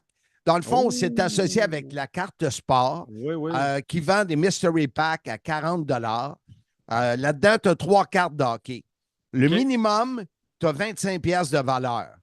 OK? Et moi, je rajoute un livre à tous ceux qui achètent le Mystery Pack. Fait que, la grande histoire de ta petite vie. Exact. Fait que tu ne perds pas d'argent. Et il y en a au moins 10 sur 50 qui ont des cartes qui valent 100 $. Et parmi les 50 paquets, les Mystery Pack, il y en a un qui, en plus de tout ça, a une table VIP valeur de 500 $. On fait ça live ce jeudi au Boston Pizza, Centropolis de l'ami Mario Boyer. Ben, on le salue, sûrement à l'écoute, Mario. Big, comment tu l'appelles d'habitude? Big. Big Mario Boyer. Ben, c'est Big. Lui, il appelle tout le monde Big. Dans mon cas, avec raison. Ben, effectivement. C'est ça. Alors, on va faire ça live sur Facebook, l'ouverture des paquets avec les noms. Gênez-vous pas, écrivez-moi. Il en reste encore quand même une vingtaine, mais habituellement, c'est dans les 2 dernières journées que ça s'écoule. Alors, participez. Un, c'est le fun de gagner une table VIP. Puis 2, c'est le fun à l'aube de la saison de hockey là, de regarder les valeurs qu'on peut avoir pour les collectionneurs. D'ailleurs, quand j'ai fait mon vidéo, un des vidéos promotionnelles, j'ai montré la... Oui, je voulais t'en parler justement. Je l'ai vu hier soir, puis tu me dis que je suis langue-sale. T'es bien langue-sale. Tu me dis que j'ai des cheveux là-dessus. Ben oui, regarde. Tu parles pas du body. Le body, t'es bon. Ouais, le body, il tient le coup. Il tient le coup, vraiment. Encore à 44, quand je fais tes spectacles, je suis pas le moins en forme, là. Non, ça, c'est sûr. Ça, c'est sûr. Ah, écoute, avant de passer à Bertrand Hébert. Oui. On en parlera après. On parlera après du sujet de la semaine prochaine. Alors, malheureusement, on revient sur le décès du Taskmaster Kevin Sullivan. Donc, tu as eu la chance de reparler à Bertrand Hébert, qui va nous parler de l'histoire dans le monde de la lutte du Taskmaster Kevin Sullivan. Alors, on est content d'accueillir le professeur Bertrand Hébert 2 fois dans le même épisode. C'est du temps double et demi? Ben oui. Écoute, Monsieur Fun International va recevoir la facture. Oui, je te dis, j'en ai une coupe. Hein? J'ai passé 90 jours dans une coupe de facture. Écoute, je vois ton... c'est quoi? DDT. Cruel, mais égal pour tous, si on veut faire une traduction. C'est bien, c'est bien. C'est différent de Seinfeld. Mais il reste du jaune. C'est 2 segments différents. D'après moi, t'aimes le jaune. Peut-être. Mon cher Bertrand, on a perdu un autre membre de la famille de la lutte professionnelle, plutôt la semaine dernière. Et on se disait, Colin, ça serait le fun de jeter un petit coup d'œil sur sa carrière parce qu'il a été quand même, malgré une taille qui n'était pas une très grande taille, il a fait son nom dans le monde de la lutte professionnelle. Effectivement, Kevin Sullivan était une personne créatrice. Il n'avait peut-être pas le physique de champion du monde, mais il a travaillé avec tout le monde dans le monde de la lutte. Et il a créé un personnage et un phénomène dans les années 80 en Floride qu'il a ensuite transporté tout au long de sa carrière. Donc, c'est la preuve que quand on frappe la corde des fans, on résonne avec l'audience à un certain moment dans le temps. Ce personnage-là peut nous transporter pour toujours, nonobstant notre taille, notre grandeur, notre poids, notre âge. On demeure un personnage ou quelque chose que les gens s'attachent. Kevin Sullivan est né en 49 et il va faire ses débuts dans la lutte en 69. Et son premier combat a lieu à Montréal. Ah, ouais. Ouais, au Loisir Saint-Jean-Baptiste contre Fernand Fréchette, qui a fait, entre autres, les Scorpions. Lui, il était connu sous le nom de Double F. Double F, Fernand Fréchette. Mais donc, Kevin Sullivan nous avait raconté cette histoire-là lorsqu'on faisait la promotion de notre premier livre, Mad Dogs, Midgets and Screwjobs, dans une convention aux États-Unis. Étrangement, il nous dit, j'ai eu mon premier match à Montréal. Donc, dans la version française, la semaine prochaine, si Dieu le veut, on insère cette histoire-là qui n'apparaît pas dans la version anglaise. Parce qu'il nous raconte que lui vient de Boston. C'est un peu l'effet contraire de Pat Patterson, c'est-à-dire de Boston, on l'a amené lutter à Montréal. Et il a eu son premier match ici. Ensuite, il va avoir une grande carrière quand même qui va le transporter un peu partout dans les coins des États-Unis à partir de 70. Il va lutter sous le nom de Johnny West, entre autres. Et de 74 à 77, il va travailler même à New York pour la WWF de Vince Senior. C'était un talent plus bas sur la carte là, que c'était jamais été un joueur d'utilité de championnat ou de grand programme, mais il était là quand même durant une longue période de temps. Dis-moi, Bertrand, oui. Est-ce qu'on peut le qualifier de mid-Carter ou plus bas? C'est entre bas de carte mid-Carter à l'époque. Là, il se promène un peu comme un Lanny Poffo? Peut-être, oui. Un joueur d'utilité que j'aime m'appeler. C'est-à-dire, tu n'as jamais honte de le mettre là. Il fait ce qu'il a à faire, puis ça paraît toujours bien. Okay. Donc, il va lutter à San Francisco sur la fin du territoire de Royshire en 80. Il va lutter après ça un peu partout dans tous les territoires de la NWA, sous une forme ou une autre. Mais c'est en Floride, vers 82, que là, il va créer ce personnage-là, le prince de la noirceur ou le Prince of Darkness. Et c'est à l'époque, il faut que se replacer en 82, il y a beaucoup là, de... on se remet un peu de Charles Manson, puis on se remet aussi beaucoup... on parle beaucoup des cultes sataniques, puis des sectes sataniques, puis bon, etc. Et il va créer cette secte-là, l'armée de la Darkness, Army of Darkness, dont il va être le leader, puis il va avoir l'air toujours possédé, avec le capuchon sur la tête. Il va avoir donc Luna Vachon, elle va être dans ce groupe-là, de Locke, alors qu'elle s'appelait. Bon, il y a Mike, des noms que les gens connaissent pas peut-être, mais qu'à l'époque, en 82, étaient quand même connu, il y a le Purple Haze, il y a Mike Davis, Bob Root. Et tu sais, il va transformer des gens qui sont des gentils en les virant en méchants parce qu'ils sont comme influencés par son culte. Et les gens vont embarquer dans ça. Tu sais, bon, il va y avoir des appels à la station de télé, puis ce genre de truc-là où on va vraiment croire dur comme fer. Puis j'oserais même dire qu'à ce jour, il y a encore des gens qui croient que Kevin Sullivan était un suppôt de Satan et un leader de culte fanatique. Parce que ce personnage-là a vraiment marqué. Les magazines de lutte à l'époque étaient tapissés de ces photos-là, de tout ce groupe-là, un peu bizarre avec des serpents, un peu de boucanes, des toges noires, d'espèces druidiques. Puis bon, sans compter qu'à l'époque, celle qui va devenir sa femme, Woman, ou Nancy de son véritable prénom, va porter là, des costumes excessivement révélateurs, donc des jartelles, des bas transparents, comment on appelle ça? Des bustiers, puis des choses comme ça qui sont excessivement sexy. Donc, ce qui va faire qu'il va obtenir beaucoup de publicité puis beaucoup de notoriété grâce à cette histoire-là, qui va le transporter là, jusqu'à temps de signer avec la WCW. Et là, c'est là que les rôles derrière le rideau vont aussi vraiment commencer. Donc, on est dans 87-91. C'est la première période avec la WCW pour Kevin Sullivan. Donc, il n'a pas du tout été à WWF, lui. Non.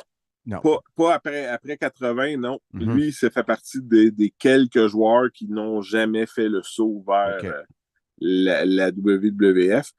Justement, je pense, avec un produit tellement guiré ou tellement dirigé vers la famille et les enfants, c'est net de noblesse où sont un personnage de suppôt de Satan, leader de culte satanique. Ça ne fit pas vraiment dans le pattern de la WWE. C'est un peu comme Abdullah de Butcher. Là.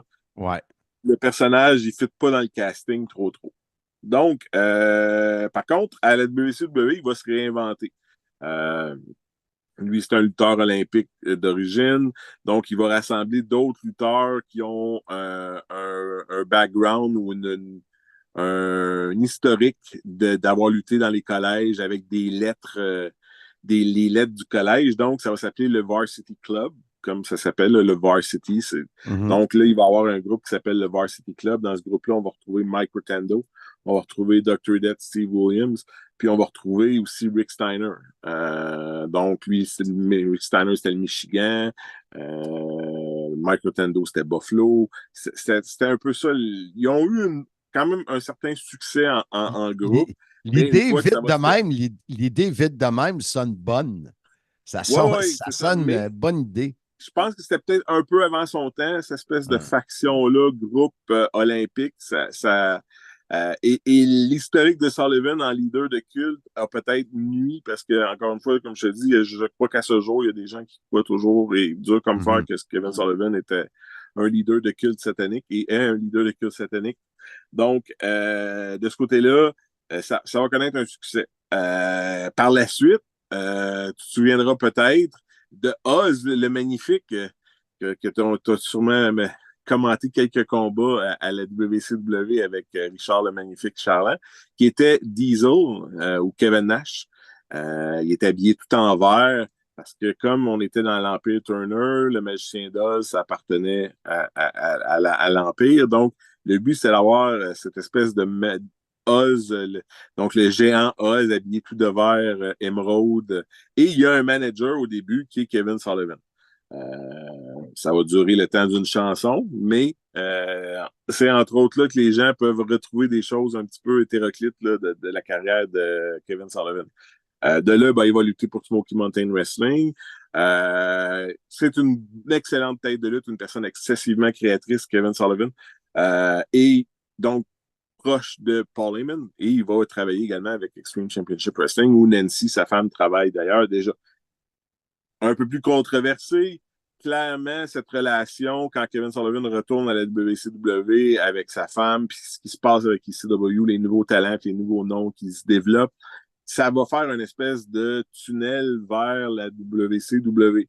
Entre autres, on pense là, à Eddie Guerrero et Dean Malenko qui venaient d'avoir toute une série de combats à ce moment-là à ECW, que via la connexion New Japan, on va leur offrir des ententes vers la WCW. Kevin Sullivan va être impliqué dans le booking de la WCW à partir de ce point-là dans le temps, pratiquement jusqu'à la toute fin. On lui donne le livre, comme on dit en anglais, on lui donne le book en anglais pour être le booker, souvent dans des situations un peu merdiques. Quand on congédie le gars qui était son boss, on va lui dire Kevin, occupe-toi de ça en attendant. Fait que, je pense qu'à aucun moment on lui a vraiment donné le book, tu sais, puis vraiment c'est toi, puis ta vision à toi. C'était comme en attendant d'en avoir un autre ou parce qu'on n'a plus. Fait qu'il s'est toujours un peu retrouvé à ramasser les pots cassés. Par contre, Kevin Sullivan est crédité d'avoir vraiment trouvé une façon d'insérer Hulk Hogan à la WCW dans le booking de façon à plaire à Hulk, puis d'une façon qui donnait à Hulk confiance dans le produit. Donc, ça nous conduit à ce que probablement une majorité de gens connaissent, et toi le premier, le Dungeon of Doom, qui, malheureusement, était un peu beaucoup cartoonish. Là, on transforme cette gimmick de culte satanique-là en quelque chose d'un peu plus cartoon, un peu plus familial. Il est une espèce de leader comme ça. Il y a toutes sortes de monstres avec lui parce que, bien sûr, on sait que Hulk Hogan, le babyface, est toujours un partisan d'avoir un monstre. C'est là qu'arrive Earthquake qui va devenir là, une panoplie de noms, là, de l'avalanche au requin. Il va être dans le Dungeon of Doom. Le Brother Brutai ou Brutus Beefcake va se revirer, va devenir le Zodiac avec le Dungeon of Doom pour lutter contre Hulk Hogan. Donc, ça, c'est toute l'histoire de Kevin Sullivan. Et ça l'a vraiment permis à Hulk de se mettre les pieds à la WCW, se sentir à l'aise, avoir confiance, parce qu'on se souvient que la fameuse chose très triste pour Hulk Hogan.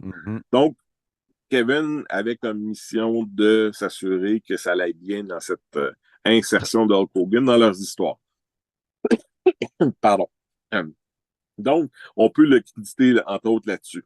Par contre, quand Kevin Nash va être remplacé, c'est lui qui est appelé à venir à la rescousse. Quand Vince Russo est remplacé, c'est lui qui est appelé à être à la rescousse. Donc, malheureusement pour lui, il a été toujours un peu appelé en pompier dans ce rôle-là. Et ça n'a pas toujours été facile.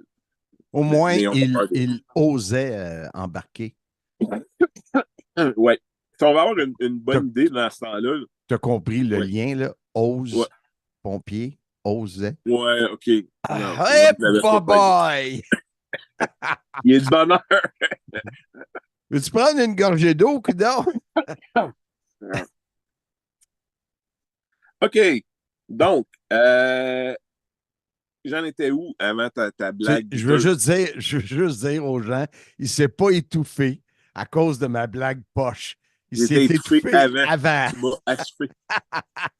Non, mais tu parlais de l'affaire de Hogan, tout ça, on peut lui créditer ça, là. Souvent, ce qui arrivait à la WCW, justement, c'était que, bon, toute l'énergie était sur Nitro. Mais au travers de Nitro, il y avait tous les enregistrements télé à Disney MGM. Il y avait les WCW Saturday Night qui étaient enregistrés au Center Stage, qui était ce qui restait de l'ancienne façon de faire la business avant Nitro. Et souvent, c'était pas toutes les stars qui étaient là. Et souvent, le booker du moment n'avait pas le temps vraiment de mettre ses énergies sur des shows secondaires. Et c'est souvent dans la cour de Kevin Sullivan et dans la cour de Jimmy Hart que ce genre de choses-là retombaient. Donc, ça faisait souvent des shows plus concis et logiques que pouvait l'être Nitro par moment. Donc, c'était une excellente tête de lutte, toujours créatrice, toujours plein d'idées, toujours en train de trouver une espèce de façon de contourner un problème. Il y a un shoot interview où il book la WWF des années 80 en scénario là, what if. Et si c'était arrivé comme ça, s'il n'y aurait pas eu Hulk Hogan, comment l'expansion, il aurait booké l'expansion sans avoir qui aurait choisi pour remplacer Hulk Hogan, comment il aurait buildé ses programmes vers WrestleMania 1 mais Hulk Hogan n'est pas là. Fait que c'était fort intéressant de voir comment son cerveau travaillait. Dans cette série d'entrevues-là que Ring of Honor avait fait à l'époque, c'est une des plus intéressantes. Là, souvent, ces entrevues-là se trouvent en ligne également sur YouTube là, pour les plus maniaques qui voudraient regarder ça. De là, il arrive bien sûr quand il prend le book de Vince Russo. C'est à l'époque où, après avoir... parce qu'il va prendre sa retraite après une rivalité avec Chris Benoit, du moins à temps plein comme lutteur. Et dans cette rivalité-là, il a inséré une histoire que sa femme, Woman ou Nancy, devenait amourachée de Chris Benoit. Et cette histoire-là est devenue vraie parce que pour vendre l'histoire, on les faisait se promener ensemble sur la route. Et ça a fini par devenir une réalité au point où elle va divorcer de Sullivan, marier Benoit, avoir un enfant. Puis, bon, malheureusement, on connaît la fin tragique de la famille Benoit. Donc, les plus médisants ont dit que Kevin Sullivan a booké son propre divorce pour indiquer en la blague que quand même Kevin était quelqu'un qui aurait pu faire quelque chose comme ça tellement qu'il était brillant dans son booking. Par contre, des fois, dans la lutte, quand on commence à jouer avec les sentiments du cœur et qu'on essaie de vendre une histoire, il y a des histoires qui finissent par devenir vraies. Depuis ce temps, là, toutes sortes de conspirations sont survenues, que c'est Sullivan qui les aurait tués, puis c'est pas Benoit qui a tué toute sa famille. J'aime autant pas embarquer là-dedans. On pourrait faire une discussion complète. Sullivan lui-même n'était pas de ceux qui avaient peur quand même d'entretenir un peu les spéculations puis les théories du complot. Quand on avait eu cette conversation-là sur Mad Dogs, Midgets and Screwjobs, il nous assurait que c'était un work depuis le début entre Vince McMahon puis Bret Hart, le Survivor Series de 97. On sait fort bien depuis que ce n'est pas le cas, mais ça fait partie, ça, cette théorie-là du complot, là, que Vince a envoyé Bret là-bas pour qu'il fasse plus d'argent parce que il voulait aussi aider à détruire la WCW, puis que finalement, il était... Mais tout ça, ça n'arrive pas exactement comme ça. Mais Kevin Sullivan n'était pas à l'abri lui-même de pousser les théories du complot de cette façon-là.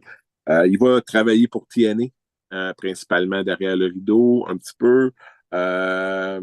Et dans les récents documentaires qu'on a vus là, sur la WCW, entre autres ou Kill WCW, qui était disponible sur Crave, ils le sont toujours, là, mais que la série est terminée pour cette année. Kevin Sullivan est un joueur important parce que justement, il a traversé les époques et sans être toujours la personne en charge, il était toujours sous la personne en charge. Donc, il a vu beaucoup de choses, puis il avait entendu beaucoup de choses, puis il n'avait pas peur de partager son opinion. Ce que je trouve parfois dommage dans le cas de Sullivan, justement, c'est que quand il fait ses entrevues, il est toujours un petit peu entre le work, le shoot, puis j'entretiens une théorie du complot.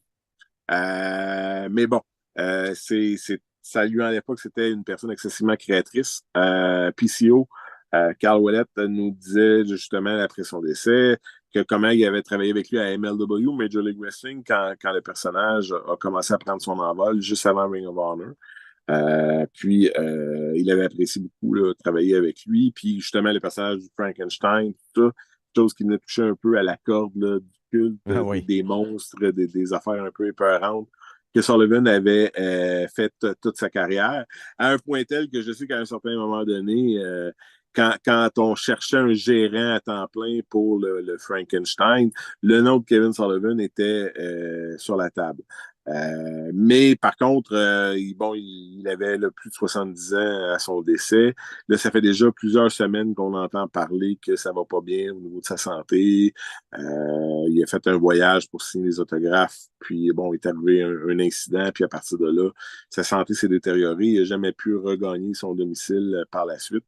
D'ailleurs, ses factures, il a dépassé. C'est ce qui est vraiment dommage aux États-Unis, c'est que rapidement, même si tu as une bonne assurance, si tu es malade longtemps, tu vas frapper ta limite. Et c'est un peu ce qui s'est produit dans son cas, là. Donc, la famille avait même dû mettre en place un GoFundMe. Fait qu'on peut penser que de ce côté-là, ben, c'est difficile pour la famille d'éclairer tout ça parce que, bon, il y a l'hôpital, là, il va avoir tous les frais funéraires, etc. Et c'est malheureusement la fin de la route pour le prince des ténèbres. Mais il a marqué toute une génération. Les revues de lutte de Bill Apter, je veux dire, comment tu pouvais pas ramasser un magazine où tu avais un gars avec un serpent, un X dans le front, puis une fille à moitié habillée à côté? Tu veux savoir c'est quoi ça. Puis là, tu lis ça, culte satanique, possède les fans. Puis là, dans les magazines, hein, on beurrait, hein, on en rajoutait par-dessus son histoire. Donc, il y a entre autres, là, puis il y avait eu une vidéo en Floride, là, où le Purple Haze, littéralement, Sullivan fait son entrevue sur la plage, puis là, au loin, tu vois une créature qui émerge de l'eau. Et c'est le Purple Haze qui arrive, qui est un lutteur que les gens connaissaient sous un autre nom, le Mark Lewin, si ma mémoire est fidèle. Et là, il est comme transformé ou il redevient le Purple Haze. Et c'est visuellement, c'était très beau. Et ça, c'est toute la création, le créatif de Kevin Sullivan. Sa voix, il y avait une voix spéciale. J'ai écouté des podcasts avec Eric Bischoff, et puis souvent, il y avait des panels. Un, entre autres, qui est très intéressant, c'est quand ils sont allés live devant le public avec le gars qui a écrit le livre Who Killed WCW, je ne sais pas, je l'ai ici. Là. Et puis, il te le ramasse, puis la voix de Sullivan, il y a une voix vraiment spécifique, tu sais. Oui, mais c'est un peu ce que je te disais. Il y avait ça fait pas longtemps en passant. Ça fait peut-être 2 ans de ça. Fait que tu vois comment sa santé. Oui, parce que c'est vraiment dans les derniers 6 mois là, qu'on a commencé à entendre des problèmes de santé pour Sullivan. Mais c'est exactement ça. Souvent, c'est que même devant les faits, Kevin avait tendance à réécrire son propre créatif. Probablement une déformation professionnelle. Donc, parfois, ça donnait justement du matériel un peu piquant comme ça ou des confrontations. Mais c'était... Il faut retenir que c'était une personne excessivement créatrice.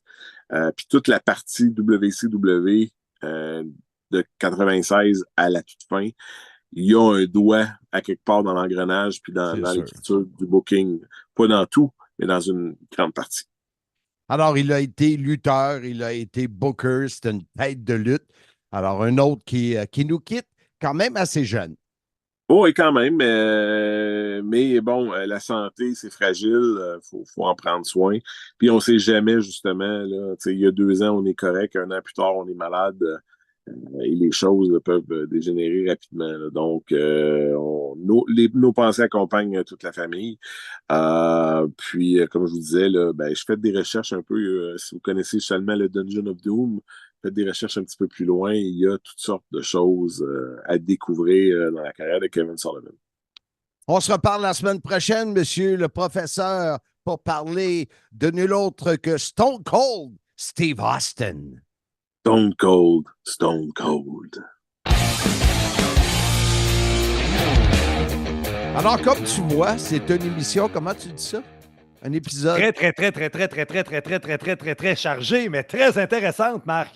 Oui, il y avait du stock, comme on dit. Effectivement. Et la semaine prochaine, on va parler d'un lutteur spécifiquement, Stone Cold Steve Austin, Steve Williams, oui.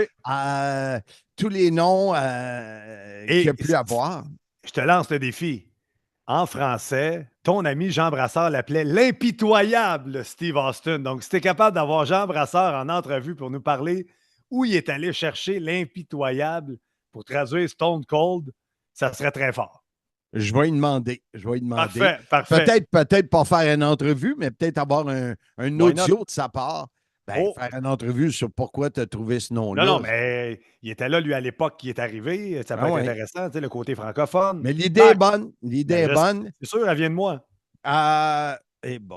On est assuré d'avoir encore Bertrand Hébert. Il est régulier, le professeur. Et j'ai pensé à Pat Laprade, parce que Pat Laprade, dans son livre « Raconte-moi Kevin Owens », nous parle que Kevin, jeune, avait des posters dans sa chambre, des affiches de Stone Cold. Ouais. Et qui l'a amené à WrestleMania, au Kevin Owens Show, et ce combat qui a eu lieu. Alors, et Pat est quand même très près de Kevin, donc il nous raconte ça, le lien entre Kevin Owens et Stone Cold.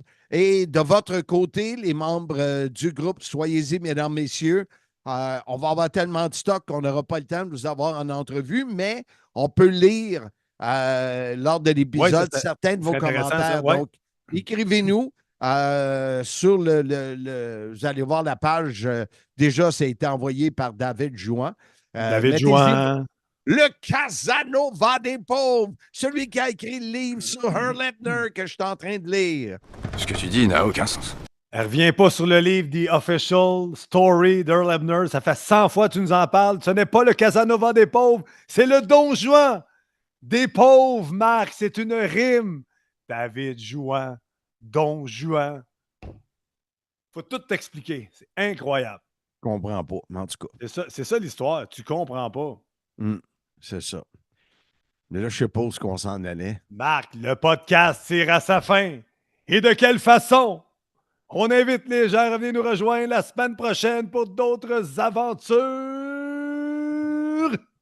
En disant pour la 178e fois, tout simplement, humblement, avec ma voix de Don Juan. Soyez-y, mesdames, messieurs.